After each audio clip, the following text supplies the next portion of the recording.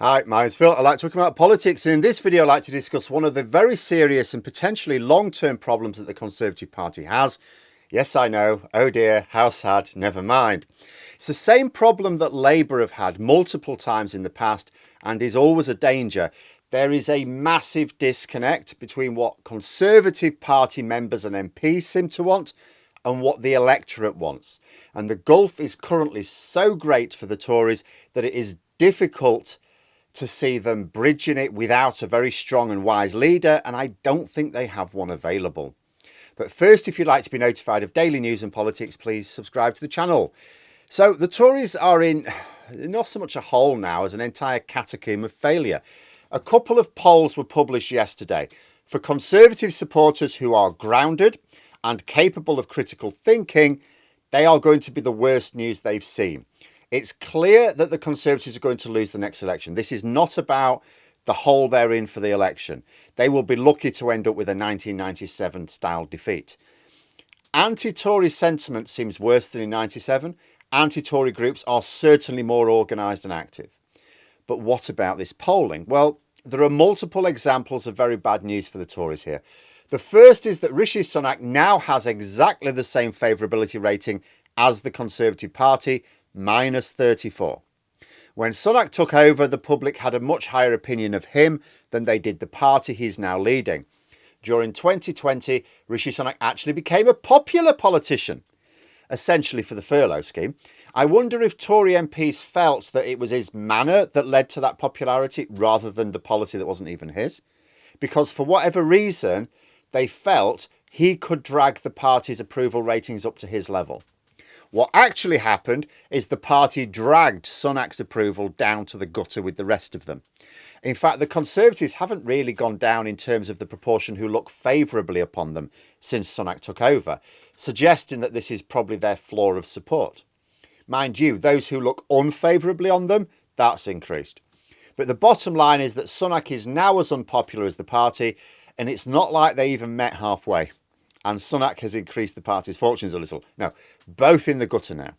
The argument for Sunak as leader for so long was that he was much more popular than his party. That is no longer the case. But that is not the extent of the troubles for the Tories in the latest poll. In fact, that is just the tip of the iceberg. And speaking of lettuces, a real eye-opener is the favourability rating for Liz Truss, minus 60. It's quite astounding. But even taking into account some other figures, like the more serious issue for the Tories than Sunak's general uselessness is that there are a lot in the party that see that Sunak's useless. How can they not? 20 points behind in the polls consistently. Of course he's useless, right? He's crap. They know that. The problem is a lot of them think that Boris Johnson or Liz Truss or Nigel Farage are good and would be well placed to revive their fortunes. Yeah, look at them. Boris Johnson and Nigel Farage have a higher favourability rating than Sunak, but not by much. Also, let me just point this out. Rishi Sunak is the Prime Minister. He is therefore seen as ultimately responsible for government policy and the impact on people's lives. Neither Boris Johnson nor Nigel Farage are in government. The latter has never been in government. So these two are almost as unpopular as Sunak, without the people even being able to blame them for the current situation. Maybe a little bit Boris Johnson, because he was Prime Minister, not Nigel Farage. So it's reasonable to suppose that had either Johnson or Farage been Prime Minister since November 2022 rather than Sunak, their favourability ratings would be even lower than Sunak's are now. And as for Liz Truss, minus 60, when she was only Prime Minister for a few weeks, I mean, she never had anything close to a favourable image in public, but with only 8% of people having a favourable view of her now and 68% an unfavourable one, that's a major problem for the Tories. Why? Because Truss has a lot of supporters in the parliamentary party and amongst the membership. It may be the case that they recognise that they can't make her the leader again, but they still want her ideas, so they therefore still want her leading policy. But it's largely her ideas and policies which are responsible for that minus 60 rating. The problem the Tories are going to be facing, not just this year's buggered for them, but for years to come, is that they are prioritising ideas and policies that appeal to them and not considering whether or not it appeals to the electorate, because it doesn't. Both the Conservative Party and Labour Party, they have a particular difficulty being this sort of broad church party, in that most of us in one of these parties are out of step with the bulk of the population, and certainly the key voters. The only way to win a general election with our current system is you need to persuade your party to compromise quite a lot. But when your party is not in a compromising mood, you end up with this sort of mess.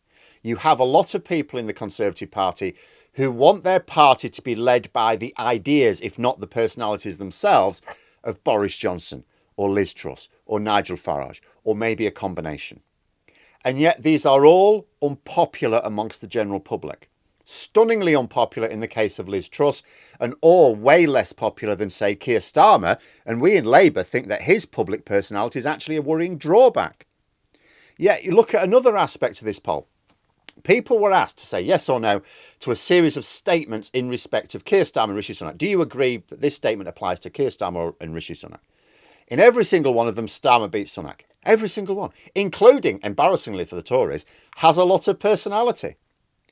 And there's not much in it, mind you, but that Starmer wins a personality contest effectively should be worrying for the Conservatives. This poll just highlights that nothing they do is working.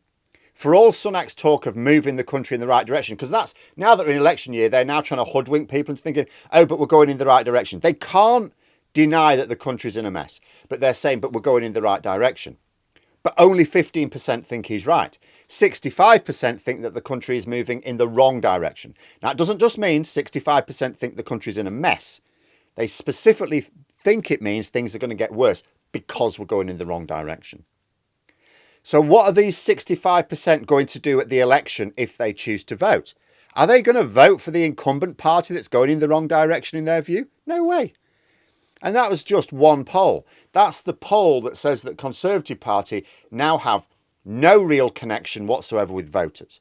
The one that says until you start to make a more pragmatic approach to leadership, you will be left hoping that Labour basically implode before you have any chance at power again. But the opinion poll in The Guardian yesterday, which I discussed briefly in my PMQs video, that's an absolute horror story. Like, we know that the Conservative Party membership is mostly like male, white and elderly. But these attitudes are off the chart. A hideously net negative view of Roma people. Admittedly, it lumps them together with travellers, of immigrants, of Muslims. I still find it amazing that they fear feminists more than LGBT plus people. But maybe that's because old white men in the Tory party are more likely to be in that community than they are likely to be a feminist.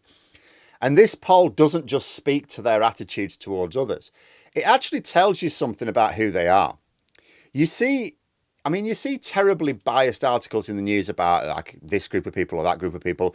And if they're unfamiliar to you, like human nature often gets you to have, if you constantly see negative stories about immigrants, but you don't really know immigrants, then you build up a negative association. That is what the Daily Mail exists to do, right? Build up a negative association with certain marginalised groups of people in our society. But if you see a load of negative stories about immigrants in the Mail, but you know a lot of immigrants and you've respected them and you've never met one that was horrible, or if you have, it's in a minority, then how could you have a negative view of immigrants when you know so many you're friends with them or colleagues with them? You couldn't. So this poll shows more than just bigotry. It shows how narrow the membership is. They have these negative views because they're told to. They have no personal connection to people from these communities to counter that narrative. And that will make it even harder for the Conservatives to bounce back than Labour.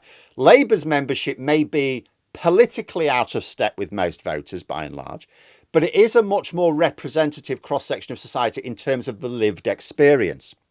There's a much broader range of backgrounds in the Labour Party.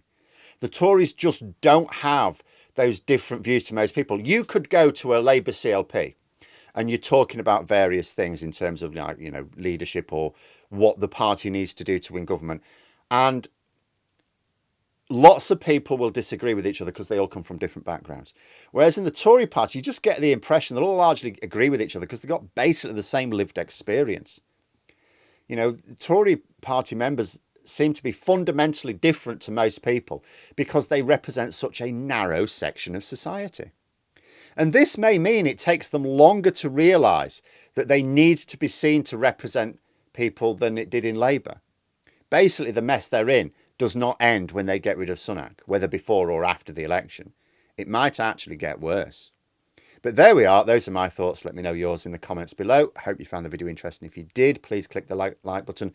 And if you'd like to support the channel further, the join button for memberships. And until next time, I'll see you later.